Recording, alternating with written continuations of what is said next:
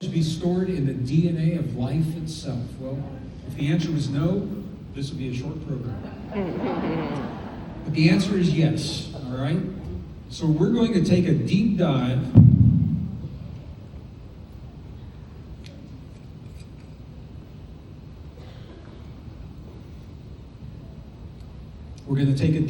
into this, and I'm going to check in with you a lot when we do this together. We're going to move quickly.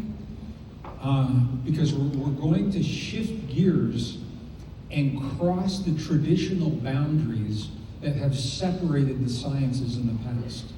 We're going to look at chemistry and linguistics and biology and genetics, and you won't even know that it's happening. Because I think this is what limits us in our world today. I'm a scientist. I was trained as a scientist. The hardest part for what I'm going to share with you was giving myself permission to cross those boundaries. Because as a geologist, we weren't supposed to be looking at ancient linguistics. And as a scholar, we're not supposed to be looking at genetics. And I had to find a place in myself where I could bring them all together to tell a story. And with your permission, we're going to go in that story right now. Are you with me on this? Let's do this. Stand up where you are and stretch right now. Stand up and stretch because you've been sitting for a while.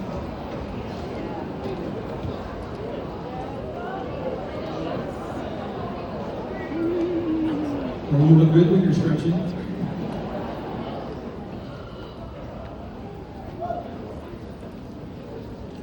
And I'm doing a time check. Lori, are you in? Do I have 40 minutes? Does that sound right? Okay. Well, I want to make sure that this time I'm reading the timer correctly. Are you guys okay with what we're doing so far? Yeah, I know it's a lot.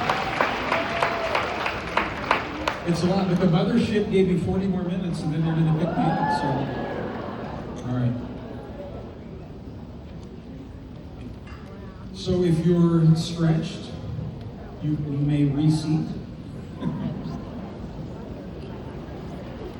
Or we could bring on some James Brown. And I gotta tell you, when I hear James Brown, it's like from my waist down, it has a mind of its own. From my feet and my legs, they just start to move and I have no control. That's my divine dance. All right. So I just asked you a question. I says, is it possible that information be coded into your DNA? Well, how in the world would that even happen? I mean, that sounds crazy. Well, check this out. In the year 2007, Japanese scientists released a paper, and here's what they said. I'll just tell you the story. They took information and they coded that information into the DNA of bacteria, and then they allowed the bacteria to reproduce hundreds of times. It only takes a few hours.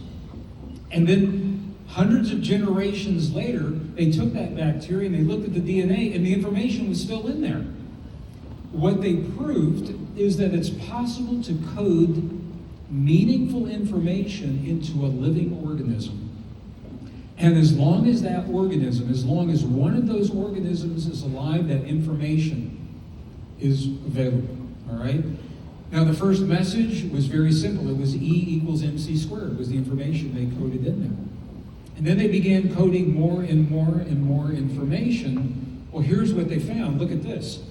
DNA is actually a better storage medium than your flash drive on your computer.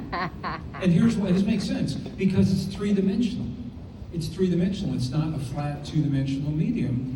It's 1,000 times more dense for storage than flash memory. And look at this. You can write information in the DNA of any life form and it will stay there forever. As long as one of those life forms exists, it will be there forever. Well, now everybody's doing this.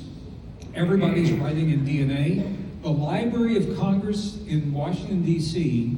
is now stored 100%. All of the Library of Congress is now embedded into the DNA of a very resistant bacteria with one computer, and it is locked up in a vault. If something bad ever happens, an asteroid hits the Earth or a nuclear war, As long as one bacteria in that computer and a battery are there, we have all the information in the Library of Congress to start again. That's how serious they're taking this right now. So this is very real. This isn't some like hypothetical kind of thing. We are able to write and store information in DNA. Well, when I began to understand this, the natural question was this. You can write the DNA in any life form, store it forever? A long, long, long time ago. Is it possible that this happened to us? A long time ago, did someone or something encode information into the first of our kind?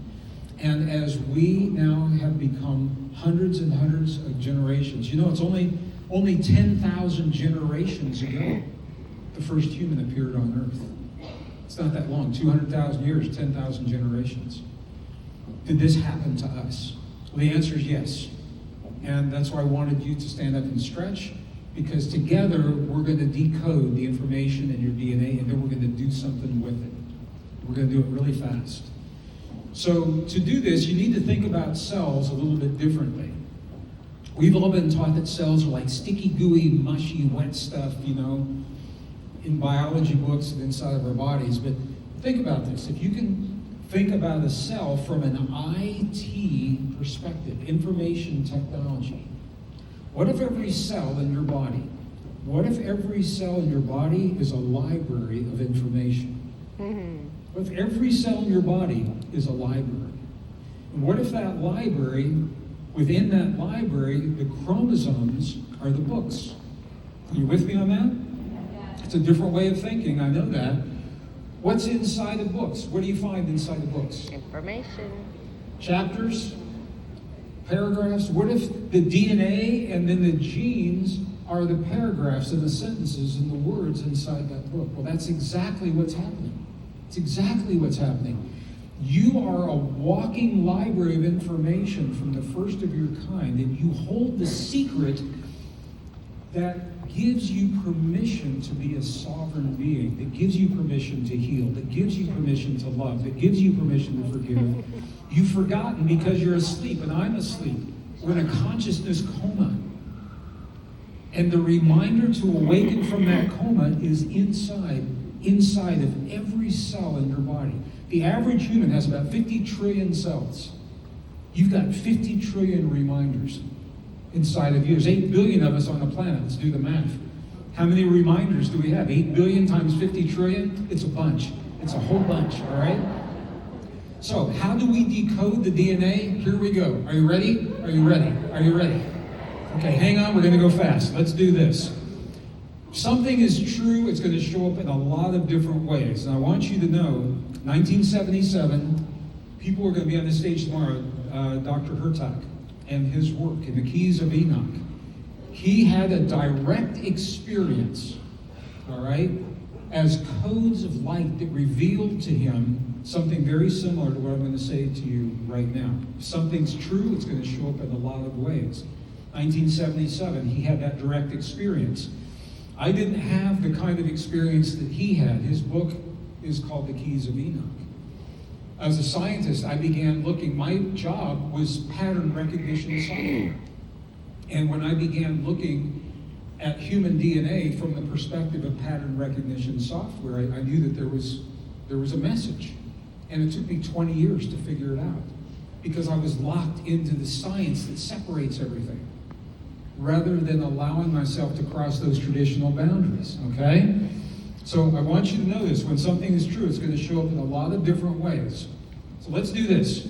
Little bit of basic biology here. DNA is made of if I do it slow, you can see it. DNA is made of 4 chemical bases called adenine, thymine, cytosine, and guanine. I know you've all seen this in science fiction movies, because it's abbreviated with the first letter, A, T, C, and G. You see this all the time, just like that. How many of you seen that in a science movie? Yeah, you see that all the time. All right, so those chemical codes are made of elements. So let's take a look at this. Thymine, T, what's it made of? 4 elements: hydrogen, nitrogen, oxygen, carbon. All right? Guanine, G, what's it made of? Hydrogen, nitrogen, oxygen, carbon. You see a pattern here. Cytosine, C, hydrogen, nitrogen, oxygen, carbon. Adenine, A, hydrogen, nitrogen, oxygen, carbon. But here's what sets them apart. Look at this. There's different amounts of hydrogen, nitrogen, oxygen, carbon. Okay, so just stick with me for a minute because we're going to do something with this, and it gets easier. The thymine, look at that. You've got 6 hydrogens up there. You can see it. 2 nitrogens. Guanine, you've got 5 hydrogens, 5 nitrogens. So what sets these apart is there is different numbers of the elements that make these things up. Different numbers of the elements, all right? Now, all of those elements we can find on what's called a periodic table. You've all seen the periodic table of elements. And here, I've just highlighted these for you right here. There's hydrogen to the left, nitrogen, oxygen, and carbon, all right? Are you good with that so far? Yes, no? Audience participation, yes, no? Because if you're not, what we do next won't make any sense. Okay, so you're good with that. Now you're all experts on DNA and the elements. Okay, now this is where you mess with your brain. Put that aside just for a minute. All right, we're shifting gears. Now we're going to look at ancient languages. There are 4 root or core alphabets underlying the written languages that we know on Earth today. Each one of them tells a story of how we got here. Each one of them tells a story of our origin. Ancient cuneiform, ancient Sanskrit, ancient Arabic, and ancient Hebrew. What I did as a scientist, I said, what if the stories are more than stories? What if they're instructions? And what if I read the instructions in the ancient text, but interpret it through the eyes of the periodic table in modern science? And that's exactly what I did. So, 4 root writing systems. Now, here's where this gets really, really, really interesting. Every one of those ancient alphabets has always had a mysterious number linked to every one of the letters. Nobody knows where those numbers came from. The science of those is called gematria or gematria.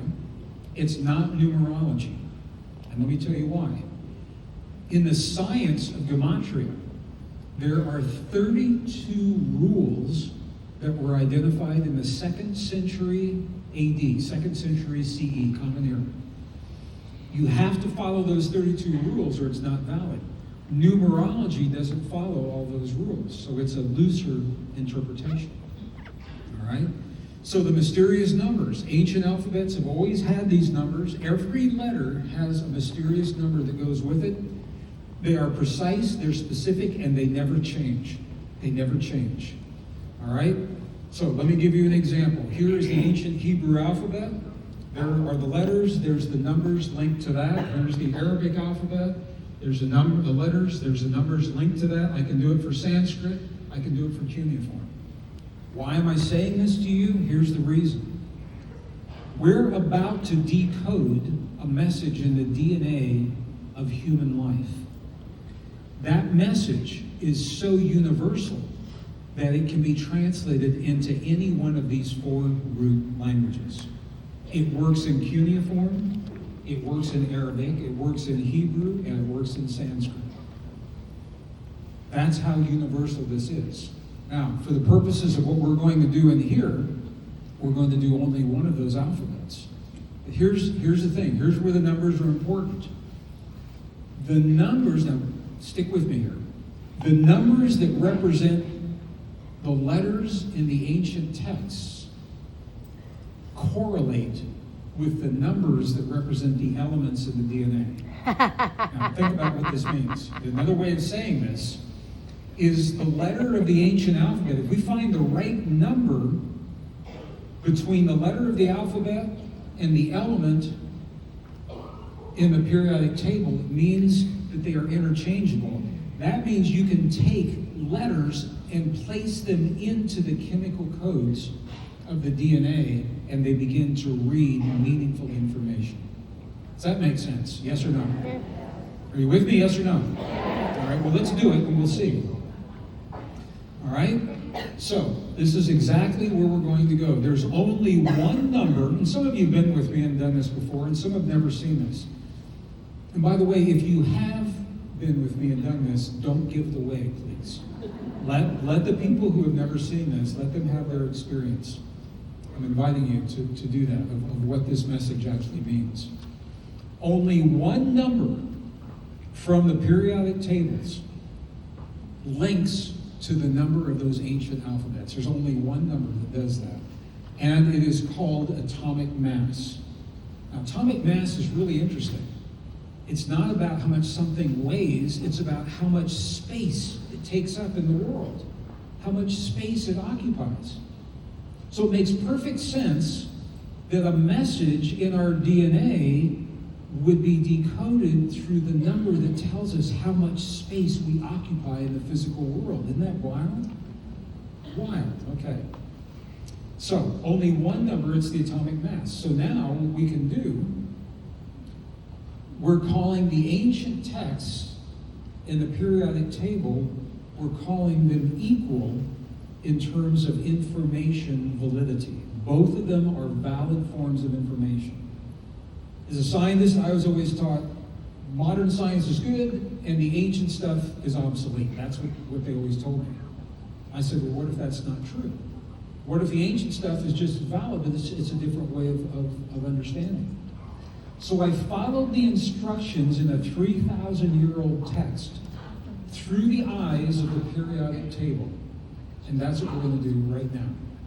When you apply the rules of gematria, okay, those 32 rules, to the elements that are now being listed as atomic mass. Here's the periodic table, and all that's atomic mass. It says that we can reduce the atomic mass to one number. That is one of the rules in the periodic table and from the rabbinical rules. So if that's true, if we can reduce those numbers, hydrogen, the atomic mass, is 1.0. What would that reduce to? You tell me.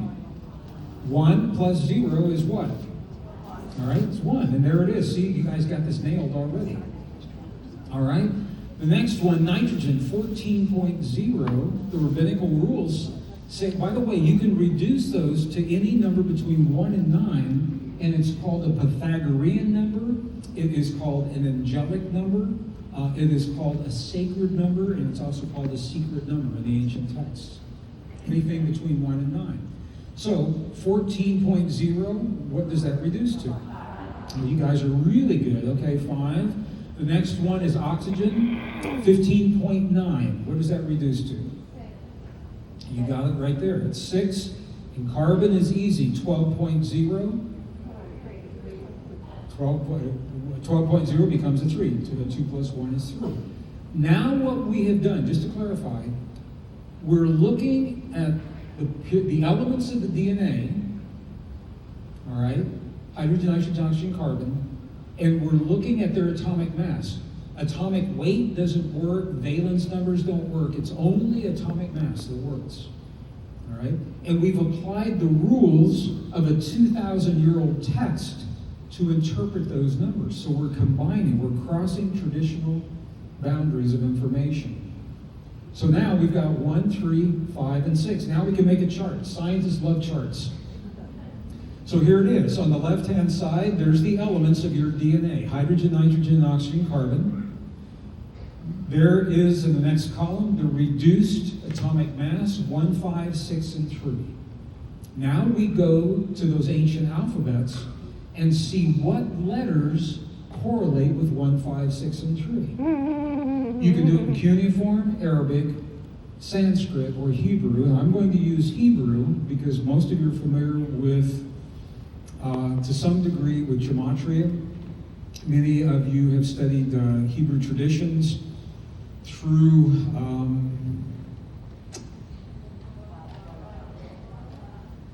what is it? Yeah, through the Kabbalistic texts. Many of you have studied that. So here, you're seeing it right here. I'm just showing you right, there's no mystery. You can see exactly where those numbers come from. All right, we're going to take the Hebrew from those texts, and here's the Hebrew numbers right there, and the letters. Now, when we look at the gematria value 1, 5, 6, and 3, applying those rules in the Hebrew alphabet, the 1 becomes a Y, the 5 becomes an H, the 6 becomes a V, and the 3 becomes a G.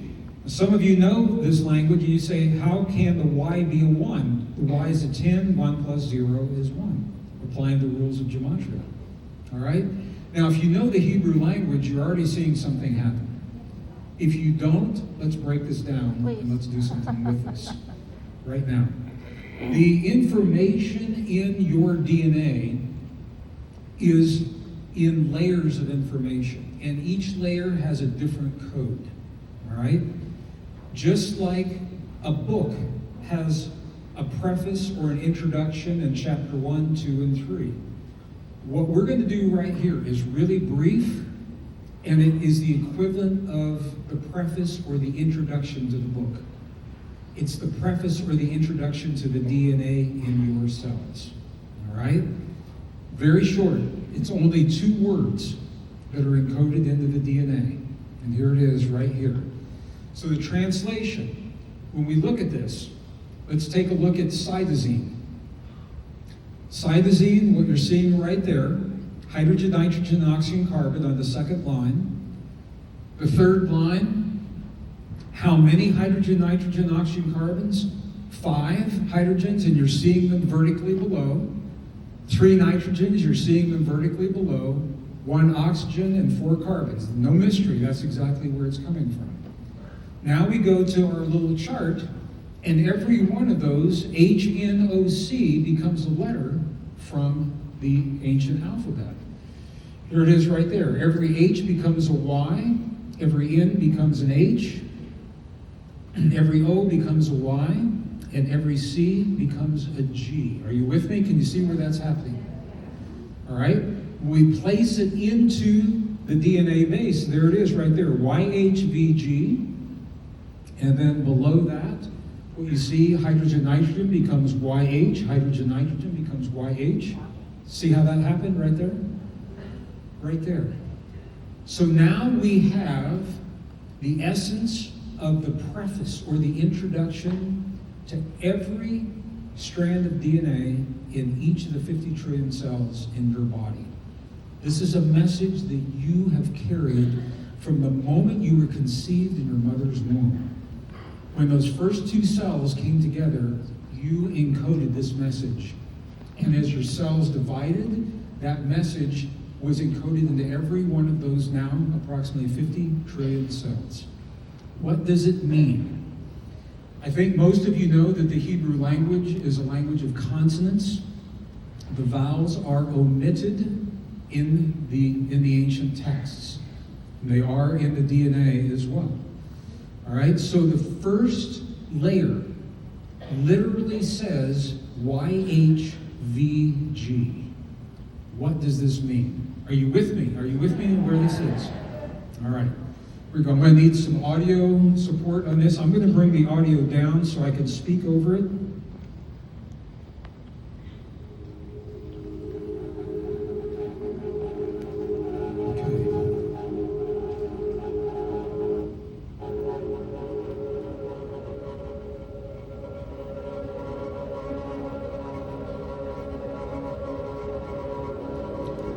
Make sure you can hear me over what we're doing here. You guys ready? This is very, very, very, very exciting what we're about to do here. I want to be here with you in the audience when we do it. All right? YHVG. What does, I want to see what you're seeing. I want to see the screens that you're seeing because I can't see them from where I am on the stage. Can you guys see okay from back here? Can you see okay from back here? Run back here and see. I want to see what you're seeing. All right. How you doing? You just got to be smart. Oh yeah, you can see it from back here. All right. Okay, so here we go. YH. YH. I think most of you probably know what this means. It literally translates. It's not a metaphor, it's not an approximation. It literally translates into the words God eternal. The first layer of the DNA in your cells literally says God eternal. The next layer, VG within the body. Within the body. What is the message that you're carrying in the cells of your body right now? Literally says that you are God eternal within the body. It doesn't say that you're God in heaven. It says in this world you have the attributes, you have the power. God eternal within the body. And here it is, cytosine, God eternal within the body. You're literally made of different combinations of this message. Look at this. God eternal within the body. God eternal. God eternal. The next one. Let's go to the next DNA base. Cytosine. God eternal within the body. God eternal. God eternal. God eternal. God eternal. Thymine. God eternal within the body. God eternal within the body. Adenine. God eternal. God eternal. God eternal. God eternal. God eternal. You are literally made of different combinations of physical matter that tell you precisely who you are in the space that you occupy in this third dimensional physical matter-based reality. Who are you? You are God eternal within the body. And the question is this a fluke? Did it happen just by chance? And I asked the statisticians to help me understand the answer to that. Here's what they told me. The odds are 0.00042%. Or 1 in 234,256 that this would be a fluke. It appears to be intentional. I mean, those are the odds of forming this 4-letter word from the 22 letters of the Hebrew alphabet. Those of you that have studied ancient temples know that in the innermost sanctum of Egyptian temples, of Greek temples, of Roman temples, there's always a place that is the most sacred, that holds the deepest wisdom and the greatest secrets. And that place in those temples is always called the Holy of Holies. How many of you have heard the term Holy of Holies in Egyptian temples or ancient temples? Well, I'm saying this to you now because the lost texts remind us that your body, the human body, is a temple. We are a temple, and we're told that we're a temple. Biblical texts agree. If you're biblically inclined, you can see this. 1 Corinthians chapter 3, verse 16. Not religion, this is history. Paul says, know ye not that you are the temple of God, and that the Spirit of God dwelleth within you. He's telling you, not from a religious perspective, he's telling you fact. He's saying that there's something inside of you that is worth preserving, worth protecting. And this is what he's saying. The human body temple. We have 50 trillion Holy of Holies. We don't have just one. We've got 50 trillion of those Holy of Holies. So when we ask the question, who are we? Who are we? You need look no further in those 50 trillion cells, beyond your lifestyle, beyond your beliefs, your gender, your sexual orientation. The message is the same. So when we say, what gives us the right? What gives us the right to live divinity, to live sovereign lives, to love and to create and forgive? I've had people say this to me, what gives me the right to forgive? This is what we've forgotten. We went to sleep. We forgot that we are God eternal within the body, in this world. The answer is preserved in those 50 trillion cells. Inside every one of the 8 billion human bodies, every one of us, it's exactly the same. When our differences, when we think our differences are so great that we have to go to war and hurt one another to solve our problems, we need look no further than those 50 trillion cells to remind us that there's a place where those differences don't exist. We are one, and you've heard that throughout this conference. We're God eternal within the body.